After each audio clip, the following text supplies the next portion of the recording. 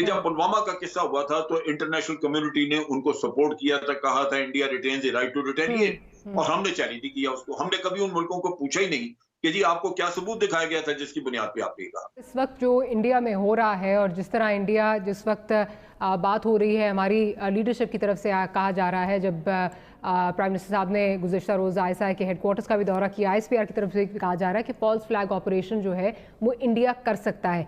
अब इसके अज़ाइम आपको क्या नज़र आ रहे हैं कि जो चाइना में हो रहा है, चाइना के साथ हो रहा है, ये उसका फॉल आउट है, अपनी पब्लिक को या पैसिफाई करने के लिए किया जा रहा है? क्योंकि कोरोना के बाद 12 करोड़ लोग जो हैं वो अनएम्प्लॉयड हैं, बेरोज़गार हैं इस वक्त, और साथ साथ मईशत जो है वो कहा जा रहा है कि जहाँ 4% से थोड़ी सी ऊपर थी वो सुकड़ कर 1.2% पर जो है वो जा रही है उनकी। क्या समझते हैं, क्या हो क्या रहा है? ये वो वैसे तो बिल्डअप करते रहे हैं नैरेटिव अपना कि जनाब हम गिलगित बल्तिस्तान में वो हमारा है, उधर कोई ना देखे। इसी तरह आज़ाद कश्मीर का कहते रहे कि जी अब ये फैसला तो आज़ाद कश्मीर का करना है, वो हमने लेना है। ये चीजें तो चल ही रही थी, लेकिन जंग का माहौल आप इसमें देखें कि आपने पिछले 2 हफ्तों में 3 क्वाडकॉप्टर उनके गिराए हैं। इसका मतलब यह है कि वो जासूसी कर रहे हैं, वो आपके जो डिफेंसेस हैं उनकी तस्वीरें वगैरह ले रहे हैं, कोई तैयारी है उसमें। दूसरी आप चीज देखिए कि उन्होंने फॉल्स फ्लैग ऑपरेशन किया, एक कार का धमाका वहां पे किया और कहा कि जी टेररिस्ट पाकिस्तान की तरफ से आते हैं जिन्होंने ये काम किया, और वो कार जो थी वो खुद ही इन्होंने तैयार की हुई थी। फिर आप देखिए कि उनके चीफ ऑफ आर्मी स्टाफ के बयान, वो कहते हैं जी 14 लॉन्च पैड हैं पाकिस्तान साइड पे जहां से ये कर रहे हैं हमारे ऊपर, हमें भेजते हैं टेररिस्ट। टेररिस्ट कोई नहीं है, ना कोई जाता है ना कुछ है, उधर फेंस भी लगी हुई है। लिहाजा ये 14 ये बहाना आएगा कि जी जो धमाका हुआ है या जो भी हुआ है फॉल्स फ्लैग ऑपरेशन जो करेंगे, वो अब हमने 14 लॉन्च पैड जो है वो हमने डिस्ट्रॉय करने हैं। तो ये और ये उसके साथ साथ और भी बहुत सारे, जैसे भी आपके एक सेकंड मुझे जरा बात मारिए। देखिए ये डिफेंस से रिलेटेड चीज है, बात मुकम्मल करने दें।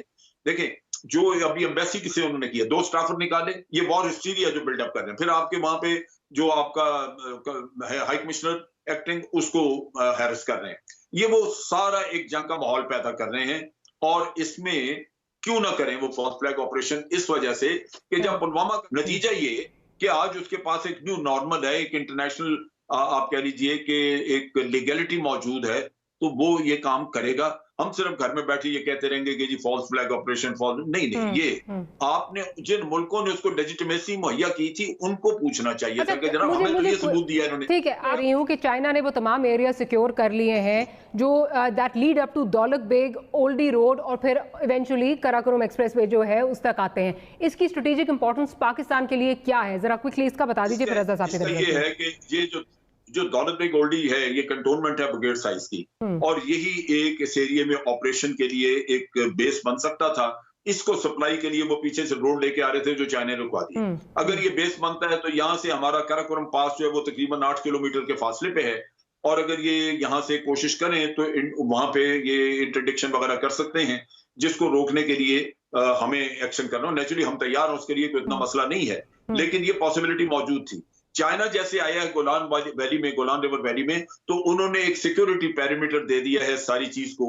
हमारे कराकोरम हाईवे को एक सिक्योरिटी पेरीमीटर मिल गया है, क्योंकि अब दौलत बेग ओल्डी को सप्लाई नहीं किया जा सकता। वो सड़क जो है वो चाइनीज के बिल्कुल नीचे उनके कंट्रोल में आ चुकी है, और अगर वो चाहें तो किसी वक्त भी काट सकते हैं। लिहाजा इंडिया के लिए ये आसान नहीं होगा। ये बताइए कि आपका क्या इस पे जो है वो ओपिनियन है, इस वक्त जो सिचुएशन चल रही है सारी, जिस तरह जनरल साहब कह रहे हैं कि हमारे से एक अच्छा मौका जो है वो हमने हाथ से गवा दिया, हमने उनका पायलट भी जो है वो पकड़ा, उसके बाद भी हम अपना जो स्टांस है उसको हम रजिस्टर नहीं करवा सके, और अब हम चाहे चीखते रहे फॉल्स फ्लैग ऑपरेशन है या जो भी, लेकिन एक आपने उनको लेजिटिमेसी दे दी है। Your stance on this? देखिए खारजा माज तो हमारा बड़ा वीक है, और जो हमारे वजीर खारजा भी हैं वो ही इज़ ऑल टॉक में जो है, एक तो ये बात है ये, क्योंकि अभी बात हो रही थी कि जो वेस्टर्न वर्ल्ड है उसमें जो परसेप्शन बिल्डिंग की बात हो रही थी, तो ये बताइए आप अमेरिका में इस वक्त बैठे हैं, जो खित्ते के इस वक्त सारे हालात हैं उसमें क्या वहाँ पे परसेप्शन क्या है कि भारत क्या करने जा रहा है, और स्पेशली वीज़ा वी कश्मीर, क्योंकि आप जिस तरह नॉन परमानेंट मेंबर भी बनने जा रहा है भारत UNSC का, तो क्या इसके क्या मुराकात क्या होंगे आगे जाके, इसका फॉल आउट क्या होगा, क्या हमारा पाकिस्तान क्या देख सकता है? देखिए ये जो साल है, ये इस साल तो मगरबी दुनिया जो है उसको अपनी मुसीबत पड़ी हुई है कोविड-19 और माशी दबूहाली की वजह से। दुनिया जो है वो एक रिसेशन में चली गई है, बेशमूल पाकिस्तान, اور جیسے کہ آپ کے علم میں ہے کہ یہی اس وقت سب سے بڑا مسئلہ ہے، چاہے امریکہ ہو چاہے ہندوستان ہو۔ اور ادھر مسئلہ جو ہے انڈیا کا بھی یہی مسئلہ ہے کہ وہاں پہ جس حساب سے معیشت گر رہی ہے وہاں پر مودی کے پاس دکھانے کو کچھ نہیں ہے۔ اور ان کی دوسری ٹرم میں یہی وعدہ تھا، لوگوں کا یہی خیال تھا کہ لوگوں کی زندگیاں بہتر ہوگی، خوشحالی آئے گی، لیکن اب یہ جو کورونا وائرس کی وجہ سے انڈین اکانومی مزید گر گئی ہے، وہاں پر ریکارڈ بے روزگاری ہے۔ امریکہ میں بھی ایسا ہی عالم ہے، اور ٹرمپ اور مودی جیسے حکمران جو ہیں جو کہ پاپولسٹ اداروں کے اوپر پاور لیتے ہیں اور انتہا پسند سوچ کو فروغ دیتے ہیں، یہ سال ان کی قسمت کا سال ہوگا، کیونکہ اگر ٹرمپ کا الیکشن تو آ رہا ہے 10 مہینوں کے بعد، اور مودی کا بھی وہاں پر آپ نے دیکھا ہے کہ ان کی مقبولیت ہے بہت گر رہی ہے ان حلقوں میں بھی جو ان کو سپورٹ کرتے رہے ہیں۔ تو یہ سارا جو اس وقت یہ معاملہ ہو رہا ہے پاکستان کے ساتھ کی، یہ توجہ ہٹانے کا ایک طریقہ